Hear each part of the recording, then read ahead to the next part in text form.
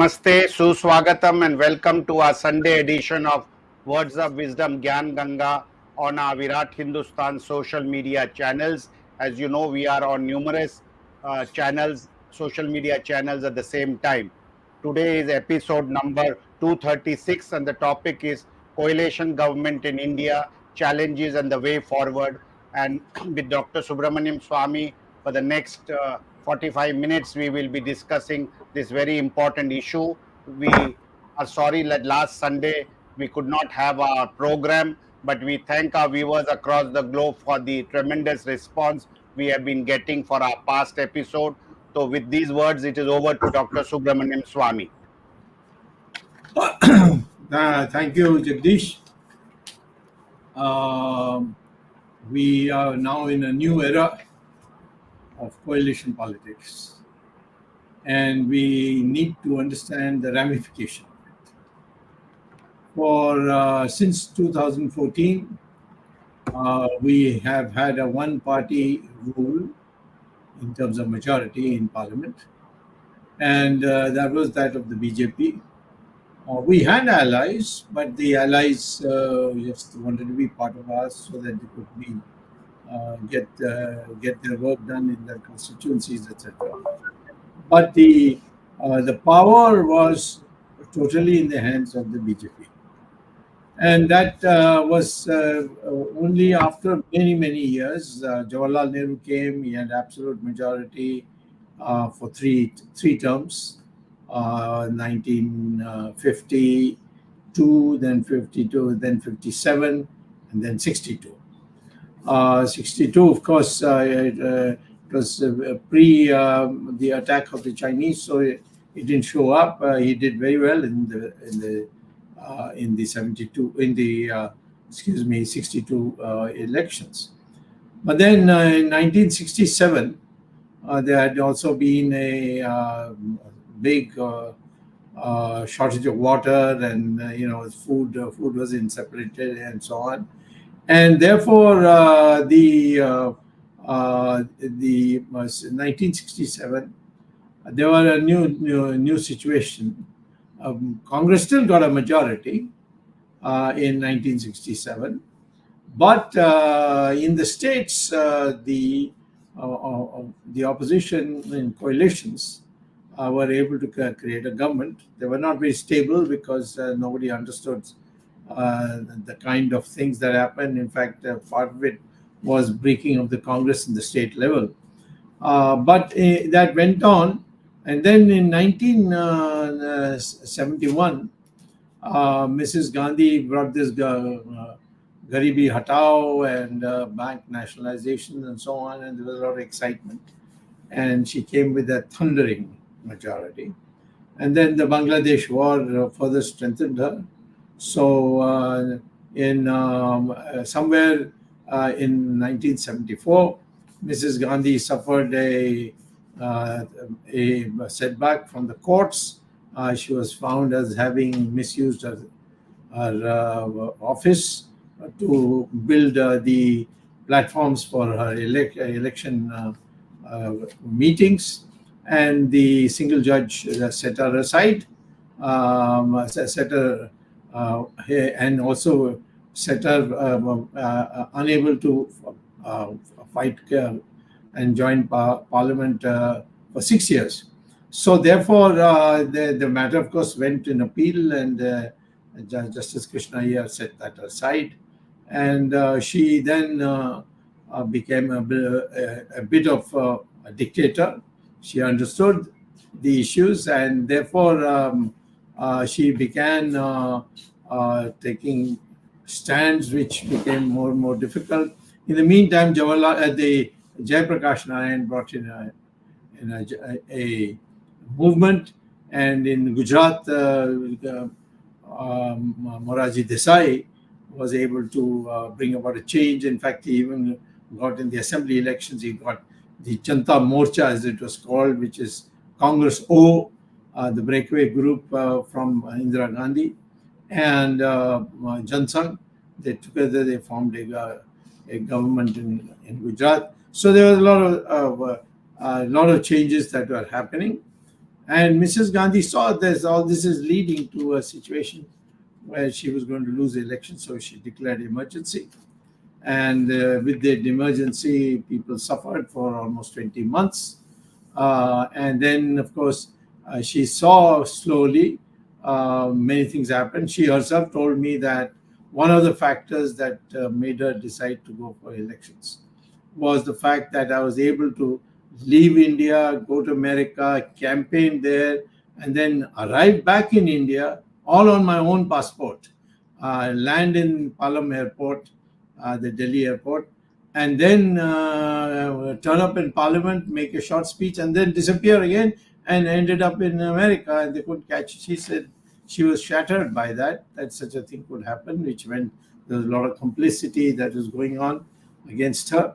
And so she began thinking of the elections, and the elections were held. And in the elections, like we saw today, recently, the people were kept quiet till the voting came, and then voting, they acted. Narendra Modi never thought that he's going to be in this situation. He himself, his majority in Varanasi fell from some 5 lakh margin to, I think, 1,20,000 or something like that. So after that, there were a series of coalitions. Vajpayee had a coalition. Narasimha Rao overcame the coalition by inducting them into the party. So it was a Congress party's full majority after some time. But generally speaking, the Vajpayee thing. And then when Congress came, they also came as a coalition. And the coalition was there. And then people felt that coalitions don't work.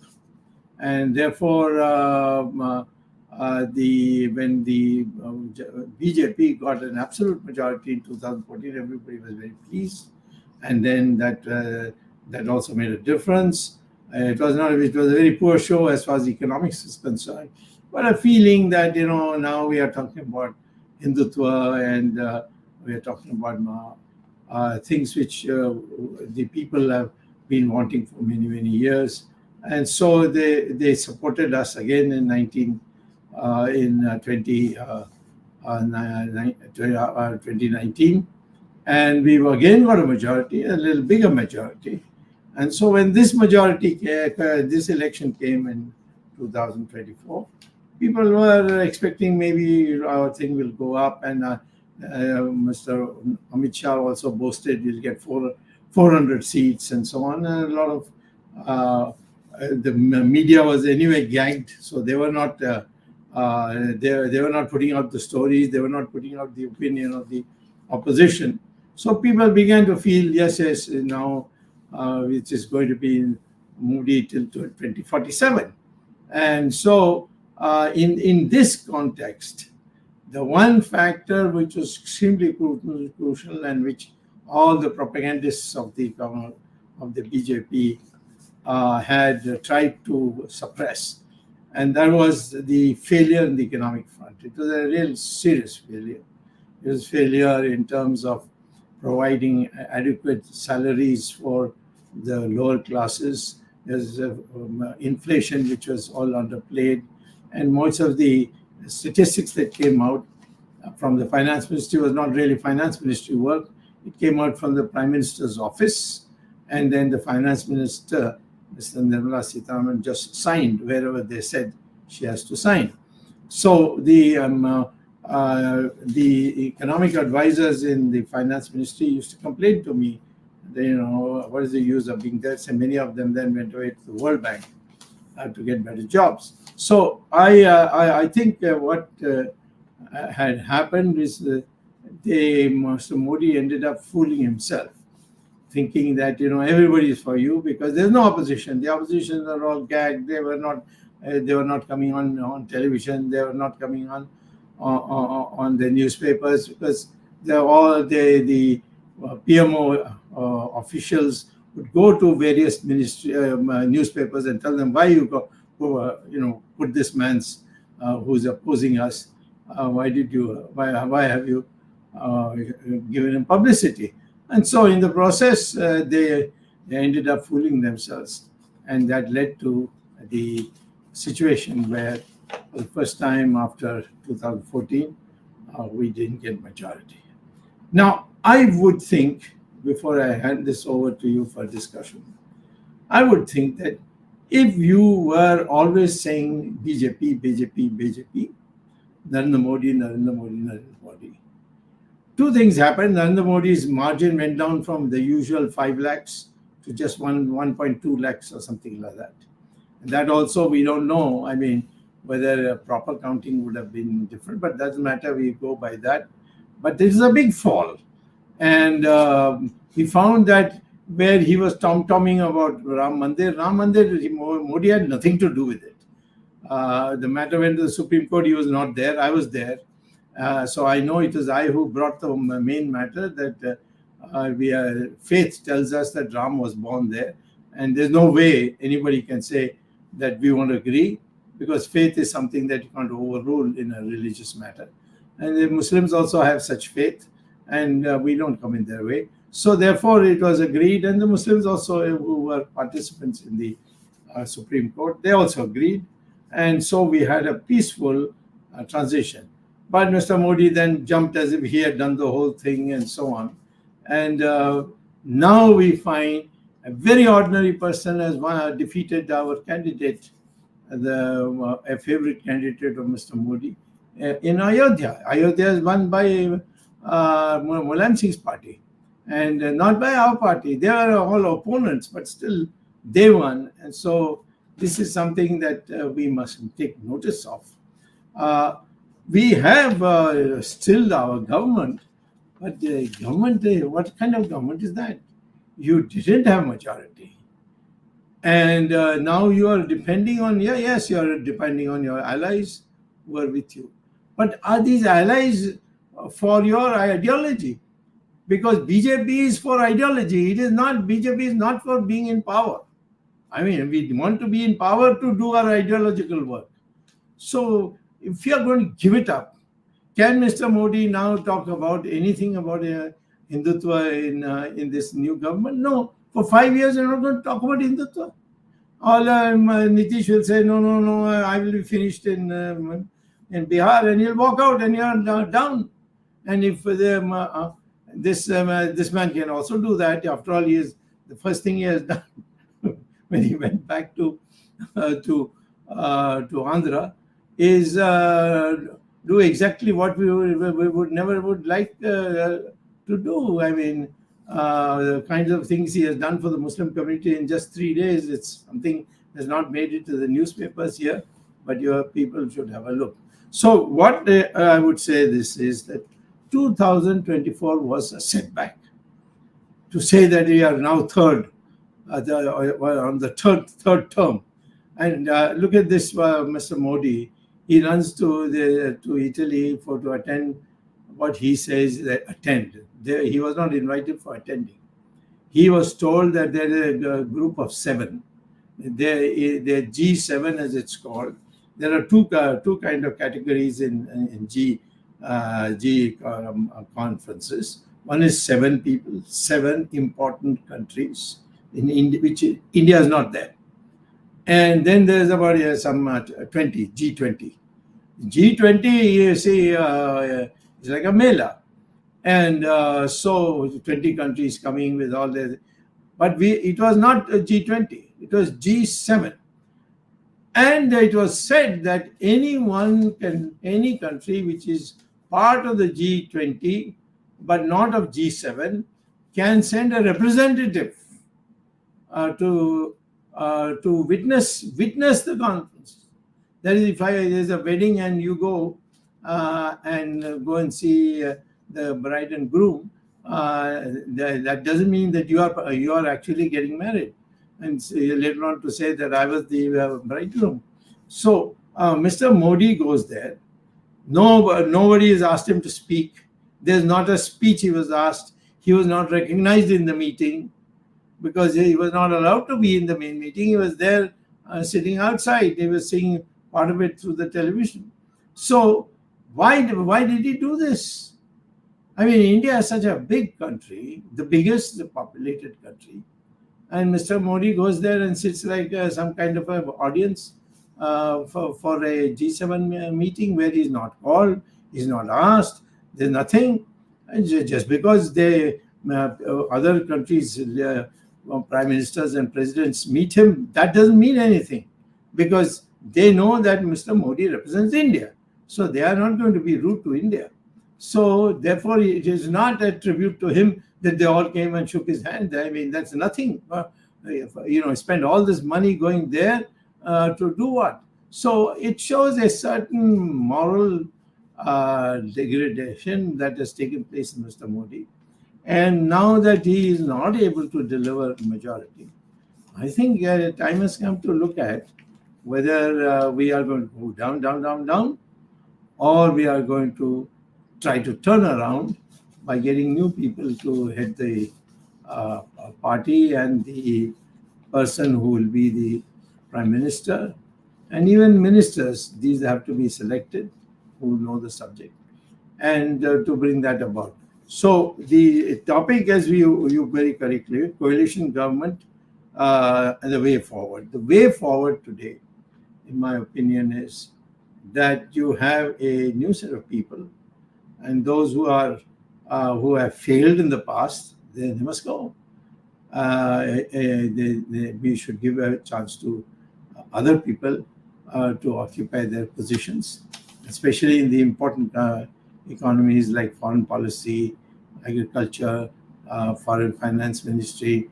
There are so many such things which are very crucial, and these require a new faces, because the present faces are just stooges of the bureaucracy of India, and they only sign files. That's all. Beyond that, they don't do anything.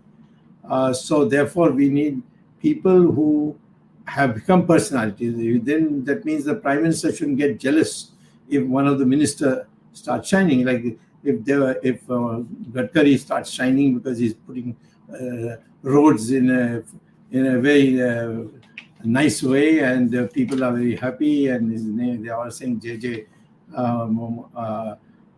for him. So then you sort of sideline him, put him in the corner, make him humiliated. This is all wrong. We can't allow that. So I am very happy to see a new development where the RSS chief has very diplomatically expressed some views. I think he must take it back, take it forward. And we also, what we are debating today is, was Modi right in becoming prime minister again on a technicality, not because the people wanted him. People only, didn't give us majority. So people didn't want him. And then by a technicality, you become the third time prime minister. And whether we should now think in terms of persuading him to step down, particularly since on September 17th, he will become 75. And as a RSS Pracharak, he is bound by discipline to leave politics and go to Gyan, what is that? Some Gyan Darshan or something, where he has to, sit and be available to those who want his advice. So this is the key that we have to discuss. It may not be possible to discuss now because it's a very early stage, but I do think that we have to express an opinion that this was not a victory for BJP. It was it is true that we have a majority as a coalition, but that coalition is not based on a mutuality of ideology. It is based on a people coming together for convenience, and they can leave at any time. In fact, their ideology is totally different from our ideology. So we are likely to have, in the next 6 months, a fall of this government and a new government coming about, which I think would be a disaster if Congress party became the beneficiary of that. Over to you, Jagdish. Thank you, Dr. Swamy, for giving us that insight into coalition government and the way forward. Now, I would like to ask you, Dr. Swamy, there are reports in the newspapers and some editorial written that the BJP parliamentary party, which would consist of the elected MPs, why did they not meet for electing a leader of the BJP parliamentary party? Why did directly the NDA meet? Could you tell our viewers something on that, if this is factual, that the BJP parliamentary party? I wish to inform our viewers that parliamentary party and parliamentary board are two different things. Yeah, Parliamentary party means the organization of BJP of the elected MPs. yeah. Over to Dr. Swamy.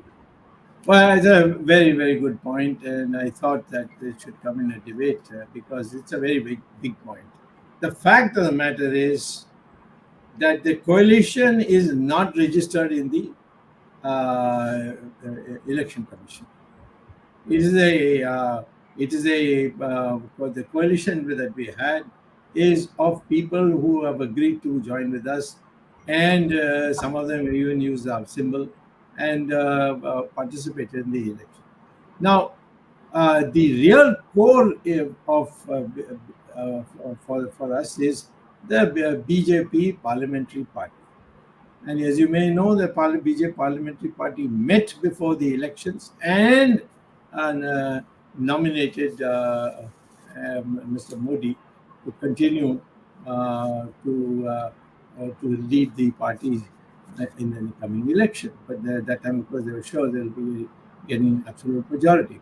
So it is always so, and it has been always throughout, that once the election takes place, the leader is elected by the parliamentary party, and that is conveyed then to the election commission, which will then, of course, convey it to the president first, and then that parliamentary party leader will call his coalition and then say that we now have to go to the president and stake a claim. So please sign this so we get it. Modi didn't do that. He did it in the opposite direction. And that, in my opinion, it makes it de facto. I'm not saying de jure, but de facto. Yeah, I would say it's illegal. And I would say that if somebody does raise it with the President of India and she was a strong person, she would immediately inform that the President Prime Minister should give an explanation. And from then on, we can make the ball roll about it. So the point you have raised is very correct. And it's pity that none of our newspapers are talking about it. Arvind, do you have any next question? Yeah, before I ask question, I'll just mention what Dr. Swamy started with. He said about the turning point came for coalition politics way back in 1967. And if we look at the history of coalitions in India, coalitions have been formed by either regional parties, or with the help of regional parties, or with the help of a faction after a split in the ruling party. Now, even 1967, there was a split in the ruling party, which was Congress, and in many states, Dr. Swamy mentioned, for example, in Uttar Pradesh, the Sanyukta Vidhayak Dal, SVD government was formed when Chaudhry Charan Singh walked out of the Congress, and he formed his own party called Jan Congress, and which later on he converted in 1969 into a party called Bharati Kranti Dal, whose symbol was adopted by Janata Party later on. So it happened in Madhya Pradesh, it happened in Rajasthan, it happened in many other states. So there has been a history of coalition politics against Congress for a long time. It was repeated in 1971 when all opposition parties formed into a Mahagathbandhan. It did not succeed. 75, Loknayak Jayaprakash Narayan also had actually woven some kind of coalition only. Janata Party was also a coalition. In fact, if I say there have been two major parties, or maybe including the new avatar of BJP, which is Jan Sangh earlier, there have been politics of coalition only. Lohia used to say that Congress is also not one party. Congress is a faction of several parties. And if you recall, of course, now the Congress is very weak, so the vocal factions are not there. But earlier there used to be leftist wing in Congress, rightist wing, or a Yuva Turk movement led by Chandrasekhar and Ramdhan and Mohan Dharia and others. So all the parties have been a subject of coalition. Coalitions have been in the state governments. Coalition have been in the central government. In fact, 1989, after BP Singh walked out of the Congress, and he helped build a coalition in the name of Janata Dal. But there have been success and failure. For example, BP Singh was a failure. And not only BP Singh was a failure, even in 1996, when BJP did not get a majority or Congress did not get a majority, and the third front coalition was also attempted. So there have been different colors of coalitions and different hues and colors in Indian politics. Some of them have succeeded, some of them have not succeeded. Now let me come to the question.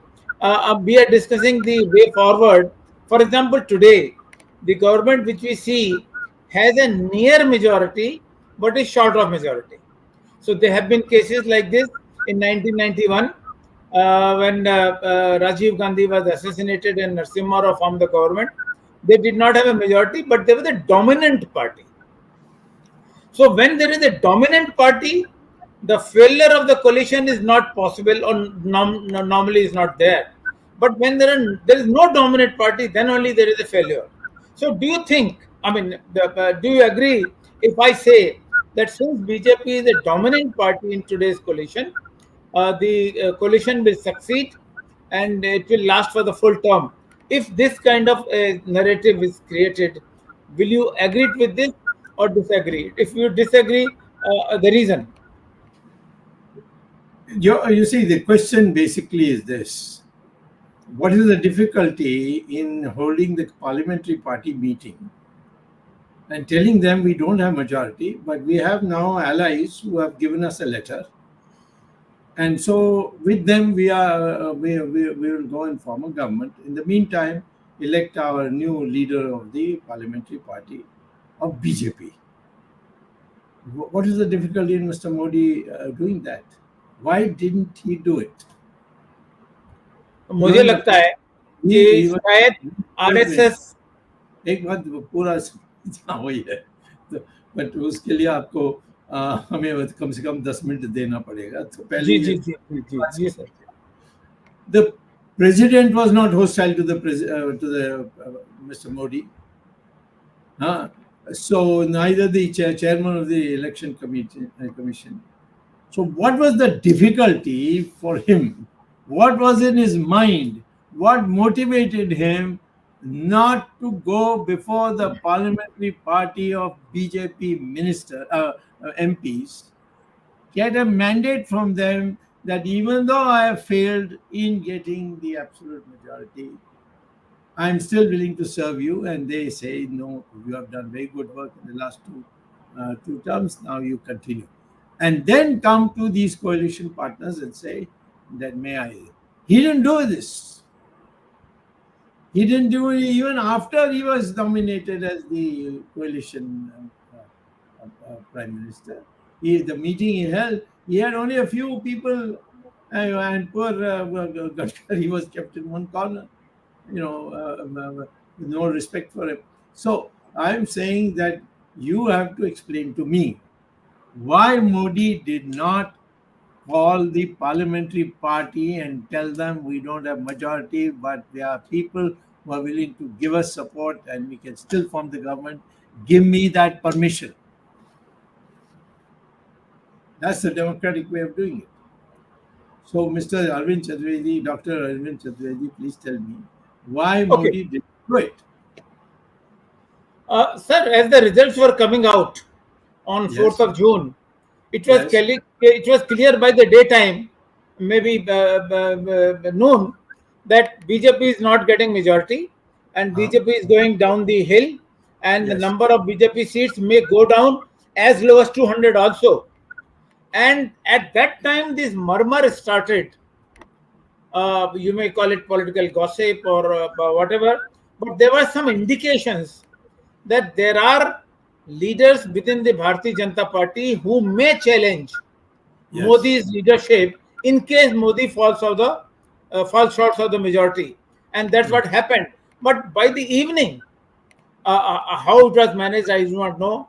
In fact, many people still say that some of the seats which were won by BJP with a small margin were also not clear victories. For example, in Bombay, Jagdish knows this person has won by 48 votes, and now the new information is coming out that the EVM was opened with somebody's phone, and the probe is still on, forensic probe on, that how this phone was used to open the EVM and all that.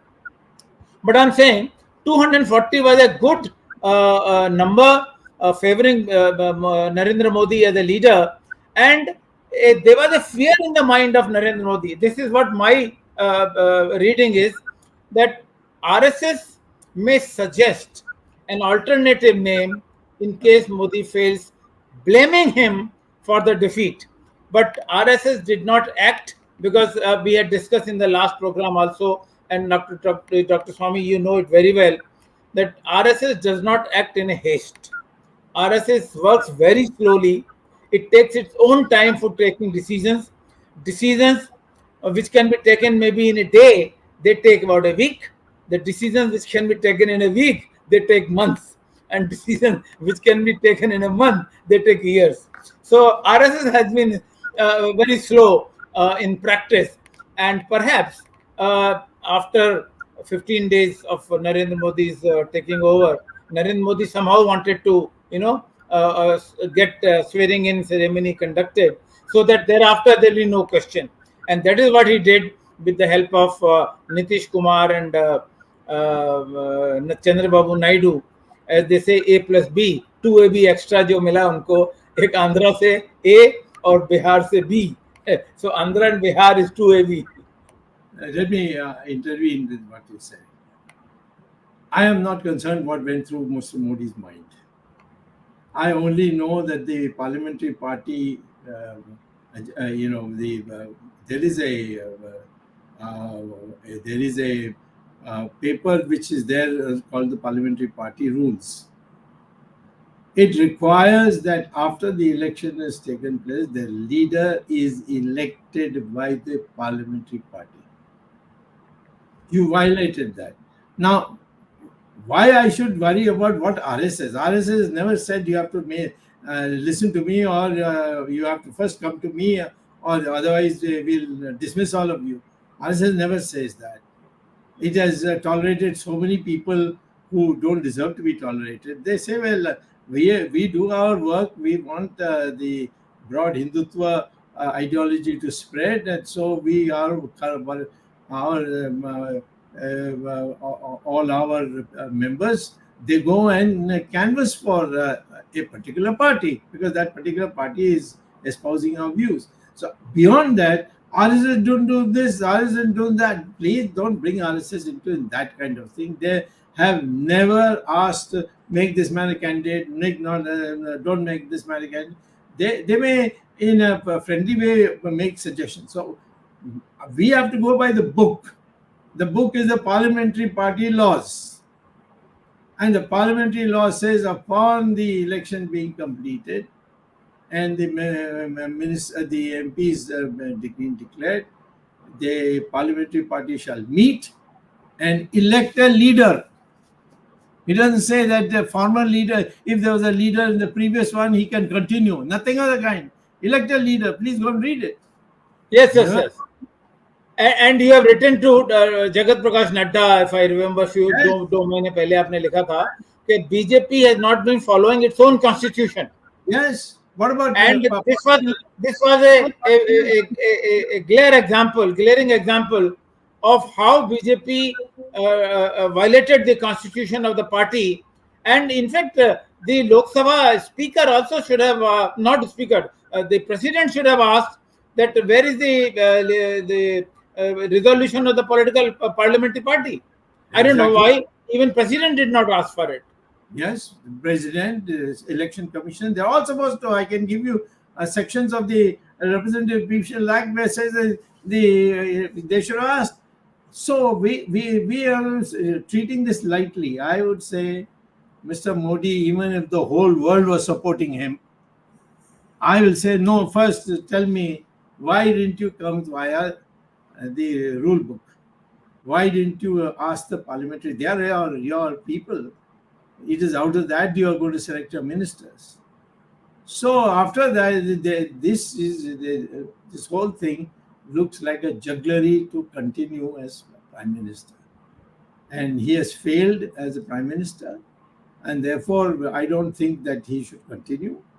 And I think the RSS themselves say that whoever is a pracharak cannot serve in politics beyond the age of 75, and 75 is only another few months. So please tell him in advance he should go and do margdarshan work. Advani and Mulima Joshi were very popular leaders, but when they were told this, they went quietly and sat at home. So what is the difficulty? Why this man? I don't understand. We can't treat him like Hitler or Mussolini or any of these people as gods, which they did in those countries. We have to say we have to go by the rules. We have to go by the book that we have adopted as ours. We have not followed that. So when the topic says coalition politics, we cannot allow that because of coalition we don't have to go by our party rules or party manifesto or party whatever are the rule books that we have. This is the point I want to make. I'm sorry I've taken too much time. Jagdish, you can ask other people also their views. No, Dr. Swamy, this reminds me, which we have told from history, that just before independence, when the Congress party leaders met, a majority, or I would say almost all the states voted in favor of Sardar Patel being the leader of the Congress party, who will ultimately become the prime minister. And it was Mahatma Gandhi who persuaded Sardar Patel not to insist on his claim. And perhaps no state or only one state supported Nehru, and he was imposed as the prime minister. And now we've been saying that how Nehru became the prime minister. So certain things like this. But Dr. Swamy, one thing is certain, that they have not followed the rules of the parliamentary party. And every time, even in the Rajya Sabha, in the last 5 years or 10 years, a leader has to be changed. There has been a parliamentary party meeting to elect the leader of the Rajya Sabha parliamentary party, also the leader of the house, as it is called. By secret ballot. Yeah. So this did not happen. But Dr. Swamy, there are some questions related to today's subject, and one of our viewers want to know what will be the effect of a coalition government when it is. I'll just put off the question. One of our viewers wants to know what might be the effect of coalition alliance on Indian foreign policy. We'll take that first, if you can enlighten our viewers. Then he's talking about the industrialization policy. What could be the effect of a coalition government? Is that the 4,064 square kilometers that China has occupied, none of these coalition partners are in favor of fighting with China on that. I'm not saying you immediately take your guns and go and shoot them, but create an atmosphere, move a resolution in the United Nations, move a resolution in the Security Council, and create an atmosphere. But we don't. But Modi has said, "Koi aaya nahi," and I'm supposed to accept that. I meet the army generals. They say tears come to our eyes when we are told this, that you have to maintain that Goyayani. They have snatched the most valuable Ladakh land, the Chinese. And so similarly, there are so many other things, you see, which they have not violated. So I am not only on this technicality whether he should have come through the parliamentary party or not. I'm saying the whole series of things are there which can only be discussed in the parliamentary party. Supposing the parliamentary party meeting had taken place, some parliamentarians would have definitely done all this study and gone there and raised this issue that we want an alternative candidate, and they may have been outvoted, but the fact is that even that Mr. Modi didn't want. That is the issue. The issue is that what is it that needs to be done, and so on and so forth. Dr. Swamy, another question from our viewer is that they say that they are not aware of any NDA manifesto being released before the elections. Right. So some of the viewers are worried what type of policies will be adopted by the future government or this government going ahead. So if there is no common manifesto or common minimum program, then what happens on important policy matters? Of course, all the Hindutva issues are anathema to these people. Both Mr. The Andhra man and the Bihar man. It's anathema to them. So we have to give it up.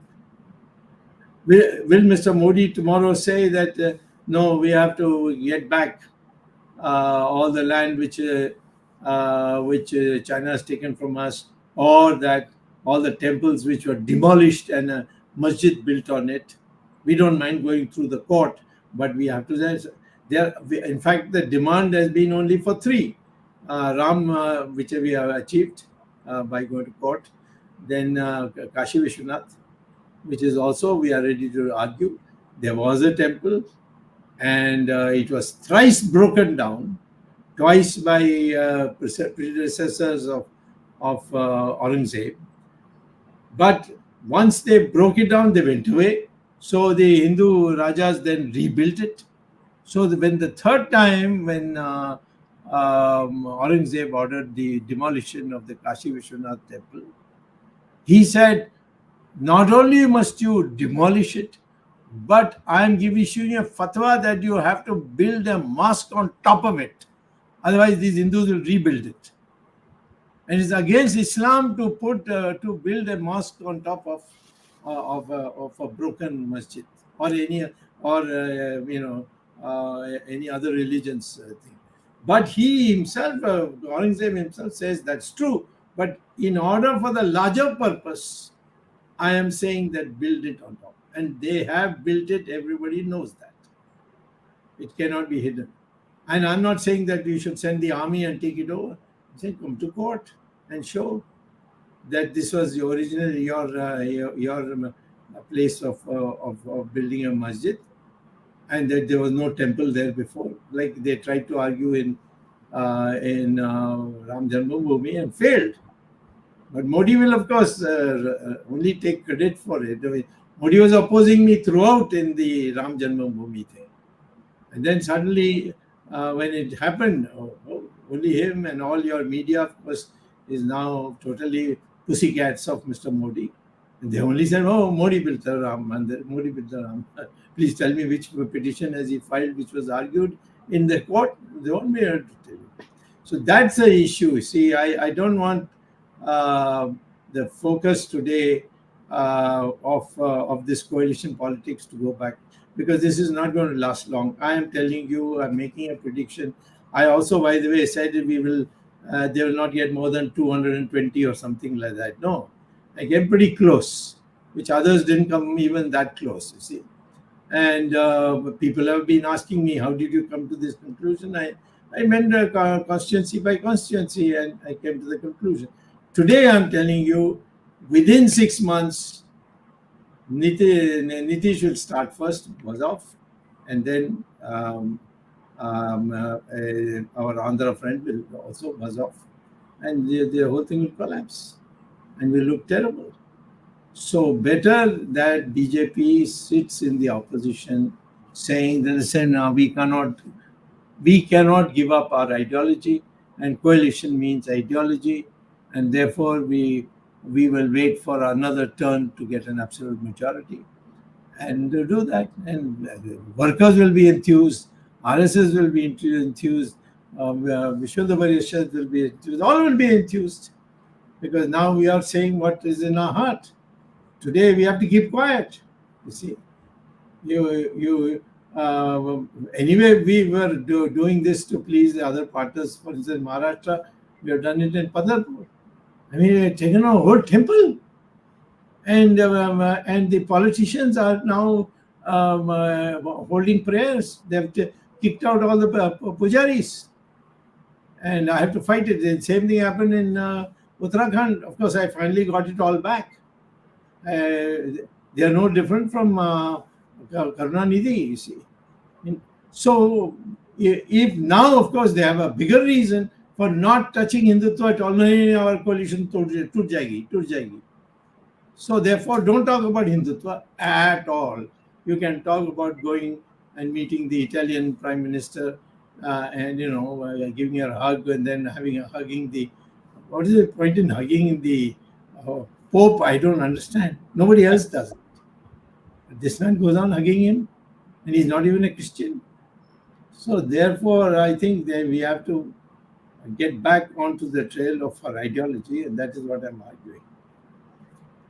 So, Dr. Swamy, can we safely say that this coalition politics of NDA will lead to dilution of Hindutva agenda of the BJP, and that is not in the interest of the BJP voters and the Hindutva voters? Can we safely say that? You are using the wrong word, dilution. It will be the decimation of the Hindutva ideology. They will not let you speak on anything. But would also many of the viewers are very much concerned about the economic policy of a coalition government. What do you think will happen on that? See, economic, first of all, you got to know what steps you have to take. Now, all the steps they have taken for the last 10 years hasn't produced results. They may fib and can give measures where they have not allowed for the inflation. They can do all kinds of things in a newspaper. But if I ask them to have a debate, they will not have a debate with me. The World Bank says something about India doing so well because whatever India sends to World Bank, they just repeat it. They don't do their own analysis. They may be doing some secret analysis and keeping it for themselves. But as far as announcements of the World Bank is concerned, it is exactly what you have said there. And we've got lots of Indians also there who will, will act according to what the Indian government says to them. Otherwise, they may fear that they may lose their job. So here the issue is, I don't know about, as far as Chandrababu Naidu is concerned, he has no economic policy. So he will give all his thing to the favorites. He has no problem with the BJP because there are hardly any BJP in Andhra. So as far as Nitish is concerned, BJP has done very well in Andhra Pradesh, in Bihar, as I'm told. But they won't get any place. Nitish will see to it that they don't come. And on the threat that they will withdraw if you do it. So why are you putting up with all this so that Modi can remain as Prime Minister? Okay, Arvind. So, Dr. Swamy, do you suggest that BJP should not have formed the weak coalition, and there is a danger of the coalition splitting in 6 months' time? They should have valiantly said that twice we won with huge majorities, and suddenly we have lost it. But there is no possibility of opposition forming a government because Congress coalition. Let there be another election then. Then there will be election. What do you mean? And you will win hands down then. They say at least BJP gave us 10 years of uninterrupted government. So they can manage. Give it to them. Congress So, benefited. do you see that happening, Dr. Swamy? That within a year we will have next election? Now it is a question of which coalition is going to come. Because we have discredited ourselves.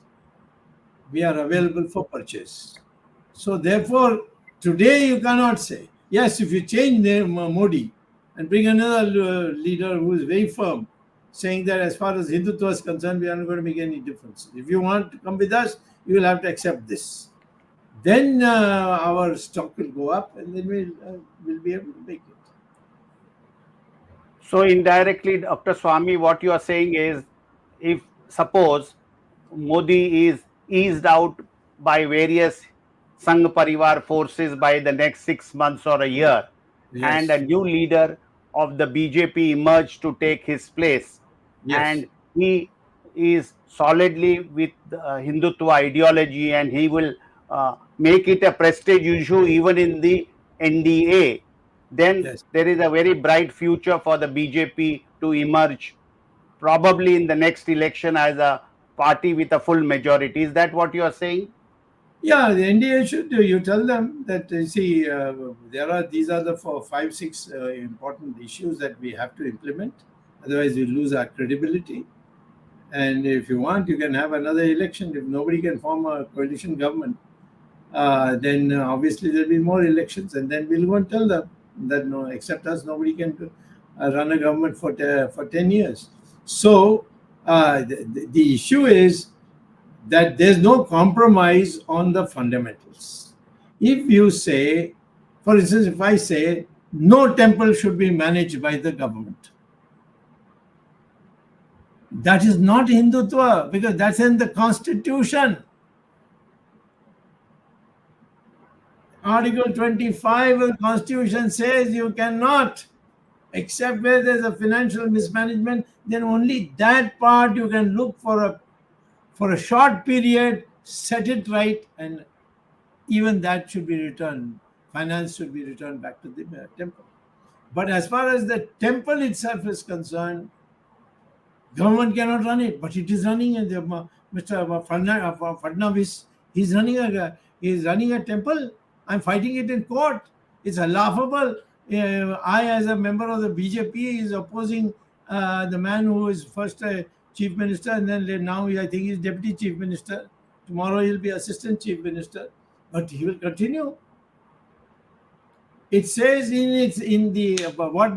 what the assembly has passed in Maharashtra, that the whole religious functioning of the temple of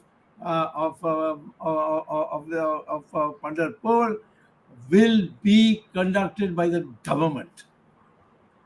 What government knows about it?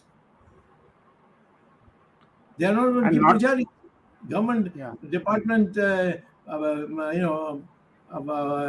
upper division clerk. These are the guys who are going to sit in and do the puja in Pandharpur.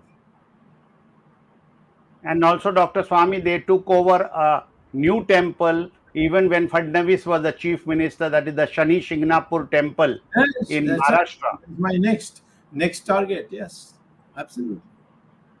Okay, thank you, Dr. Swamy. Arvind, you can. Yes, thank you, Dr. Swamy.